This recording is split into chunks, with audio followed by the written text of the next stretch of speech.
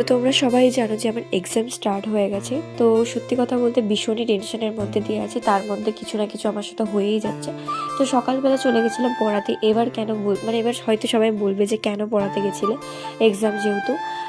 কী মানে কিছু করার নেই, আমার অনেক স্টুডেন্ট আছে। এবার সবাইকে আমি তো ছুটি দিতে পারি না। এবার 5 দিন করে যদি ছুটি দিই তাহলে বুঝতে পারছো যে আমার অবস্থা কী হতে পারে।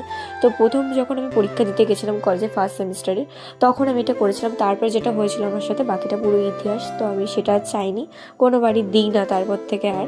তো 2-1 দিন যেটুকুনি দরকার পড়ে সেইটুকুনি দিতে হয়, তাছাড়াও কিছু করার নেই। কিন্তু এক্সামের পরে যে চাপটা হবে সেটা ধারণার বাইরে, আমি বুঝতে পারছি। এক্সামের পরে সবাই রিল্যাক্স করে, বাট আমি রিল্যাক্স করার সুযোগ পাই না।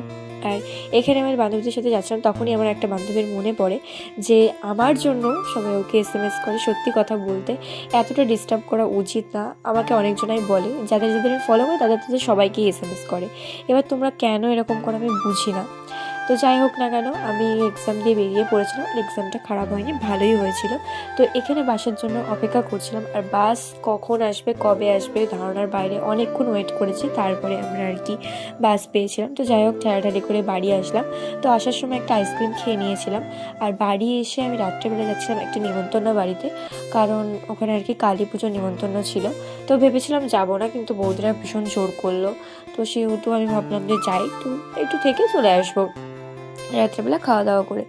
তো আমি গিয়ে যেটা দেখলাম, মানে পুরো ইতিহাস। প্রথমত দেখো মায়ের এখানে পুজো হচ্ছে, আর এখানে পুরো পাড়ার লোক।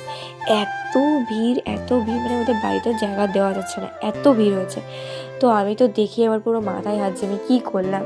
তো যাই হোক না কেন, যা করেছি।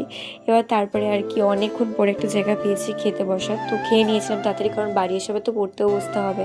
তো দিয়েছিল খিচুড়ি, আর দিয়েছিল হচ্ছে গিয়ে ফ্রাইড রাইস, আলুর দম, মিষ্টি আর চাটনি। ভীষণই সুন্দর হয়েছিল খাবারগুলো। তো